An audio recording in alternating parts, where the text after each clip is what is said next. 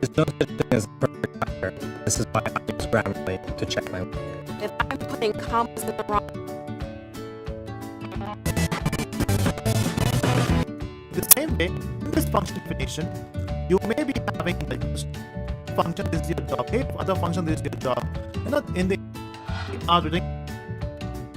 Writing's not that easy. Grammarly can help. This sentence is grammatically correct. Two values, so when you return two values, you have to accept two values. Writing's not that easy, but Grammarly can help.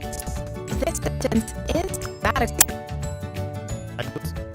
So we'll say result 1, comma, result 2. So when you're returning two values, you have to accept two values as well. And here you can print result 1, comma, result 2. So you can do that. Let's run this code. You can see we got 9 and we got 1.